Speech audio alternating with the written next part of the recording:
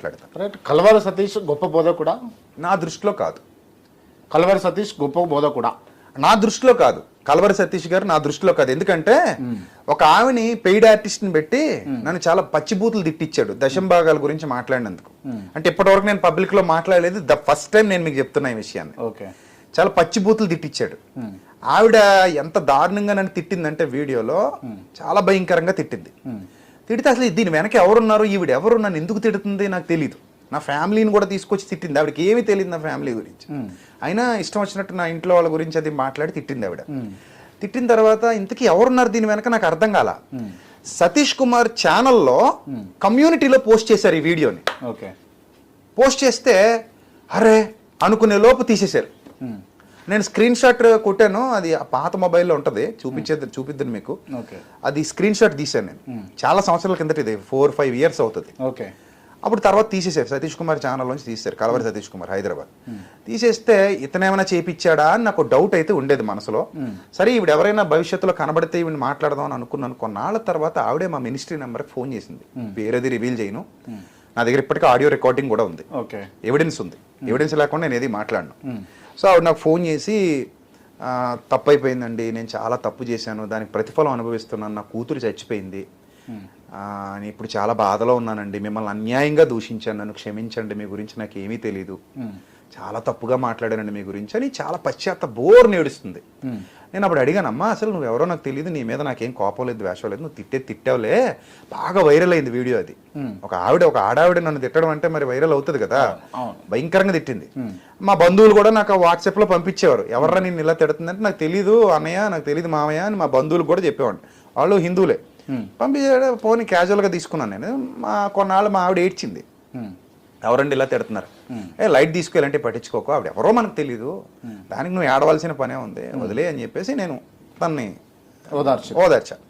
ఆ తర్వాత లేటెస్ట్గా ఒక 1 ఇయర్ ఎంతో అవుతుంది, నాకు ఫోన్ చేసింది, మా మినిస్ట్రీకి చేసింది.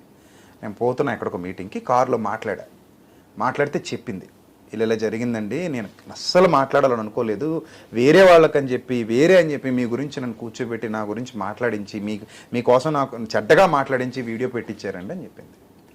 అప్పటి వరకు సతీష్ కుమార్ గారి మీద కొంతైనా ఒక మంచి అభిప్రాయం ఉండేది. అప్పుడు అనిపించింది ఎంత దుర్మార్గుడా ఇతను, చిచ్చి అనిపించింది అనమాట. వేస్ట్, అది తప్పు కదా అది. నేను దశంభాగాల గురించి మాట్లాడా. దశంభాగాలు అనేవి ఓల్డ్ టెస్టిమెంట్లోవి, కొత్త నిబంధన ప్రకారంగా మనం ఎవరిని ఇబ్బంది పెట్టకూడదు. ఒక చర్చి నడవాలన్నా, ఆలయం నడవాలన్నా, మసీదు నడవాలన్నా భక్తులు కానుకలు ఇవ్వాలి, లేకపోతే వ్యవస్థ నడవదు. అది ఒక మినిస్ట్రీ నిర్వహించబడాలంటే డబ్బు కావాలి, డబ్బు లేకుండా మినిస్ట్రీ నిర్వహించలేము. సో మీరు బలవంతంగా మీరు ఇంత ఇవ్వాలని అడగండి. దశంభాగాలు అనే వాటిని కొత్త నిబంధన సపోర్ట్ చేయదు. కొత్త నిబంధనలో హృదయపూర్వకంగా మనసులో నిశ్చయించుకున్నది మాత్రమే ఇవ్వాలి, ఇవ్వకూడదని నేను చెప్పలేదు. ఒక పని జరగాలి కాబట్టి, ఒక వ్యవస్థ నడవాలి కాబట్టి భక్తులు సపోర్ట్ చేయాలి, దాన్ని విశ్వసించిన వాళ్ళు. అది హృదయంలో నిశ్చయించుకునే ప్రకారం ఇవ్వాలి, మీ కలిమిలో ఇవ్వండి, ఆ పనిని బట్టి ఇవ్వండి. ఒక ప్రోగ్రామ్ ఉంది, ఓహో ఇంత పెద్ద ప్రోగ్రామ్ జరుగుతుంది, మనం ఇవ్వాలి, ఎఫర్ట్ పెట్టాలి. లేదా మందిర నిర్మాణం జరుగుతుంది, మనం ఇవ్వాలి, మనం ఎఫర్ట్ పెట్టాలి. లేదా మీటింగ్ జరుగుతుంది, మనం ఇవ్వాలి. లేదా అన్నదానం జరుగుతుంది, మనం ఇవ్వాలి. లేదా ఎవరికో వృద్ధులకో వికలాంగులకో ఏదో చేస్తున్నారు, మనం ఇవ్వాలి. దానికి ఎంత అవుతుంది, బడ్జెట్ ఎంత, మనం ఎంత ఇస్తే బాగుంటుంది అని ఇవ్వాలి తప్ప, నీ ఆదాయంలో నుంచి నీకు తోచినంత నువ్వు నిశ్చయించుకున్నంత ఇవ్వాలి తప్ప, బలవంతంగా నువ్వు 100 సంపాదిస్తే 10 ఇవ్వాలి, 1000 సంపాదిస్తే 100 ఇవ్వాలి, 1,00,000 సంపాదిస్తే 10,000 ఇవ్వాలి అనేది తప్పు. అది లేవీయులది. కానీ ఇప్పటికి ఈ హైదరాబాద్ లో కావచ్చు, ఆంధ్రప్రదేశ్ లో కావచ్చు, తెలంగాణలో కావచ్చు, ఎక్కడ చూసినా కూడా కొన్ని చర్చిలల్లో ఖచ్చితంగా దశంభాగాలు ఇవ్వవలసిందే. తప్పది. కొంతమంది నన్ను వ్యతిరేకిస్తారు ఈ మాట బయటకు వెళ్ళాక, బట్ ఐ డోంట్ కేర్, తప్పది. ఇప్పుడు బేదోడు ఉంటాడండి, ఎట్లా తెచ్చిస్తాడు? అదే కదా. ఇప్పుడు చర్చ్ అంటే ఏంటి, సమూహం, కుటుంబం. లేనోడికి మనం హెల్ప్ చేయాలి కదా. ఇప్పుడు నీకే ఇవ్వడం కాదు, నువ్వు కూడా లేనోడికి హెల్ప్ చేయాలి. పాత నిబంధనలు అయితే దశంభాగం తీసుకునేవాడు కూడా దశంభాగం ఇవ్వాలి. అది ఎందుకు వచ్చిందంటే, లేవీలకి ఈజిప్ట్ నుంచి పాలస్తీనాకి నడిపించినప్పుడు మోజెస్ నాయకత్వంలో లేవీయులు అనే వంశాన్ని యాజకులుగా నిర్ణయించాడు. అంటే మీరు గురువులుగా ఉండండి, నేర్పించండి అని, నీతి నియమాలు నేర్పించండి, ధర్మశాస్త్రం నేర్పించండి, సరిదిద్దండి అని.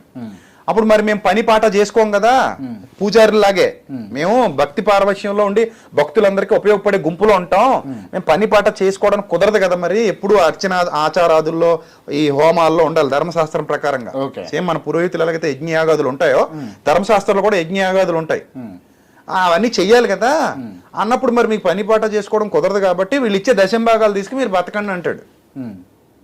దశంభాగాలు అంటే డబ్బు కాదు అప్పట్లో, గోవుల్లో 10 గొర్రెలు ఉంటే ఒక గొర్రె అతనికి, లేకపోతే పంట పొలాలు, ఆ పంట పండితే 10 బస్తాలు పండితే ఒక బస్తా ఇయ్యి, నీతో పాటు అతను బతుకుతాడు, నీకు ఎథికల్ వాల్యూస్ నేర్పిస్తూ ధర్మశాస్త్రాన్ని నేర్పిస్తూ నిన్ను మందిర సమాజం కోసం మందిర కార్యాలు నిర్వహించడానికి నిన్ను నడిపిస్తాడు, దైవ భక్తులు నడిపిస్తాడు. అందుకని నువ్వు అతనికి గురుదక్షిణ ఇవ్వు అన్నాడు. దాని నుంచి దీన్ని వ్యాపారం చేసుకుంటూ వచ్చారు. అప్పుడు శాస్త్రులు పరిశీలన చేసినట్టే ఇప్పుడు కూడా కొంతమంది చేస్తున్నారు. ఓకే.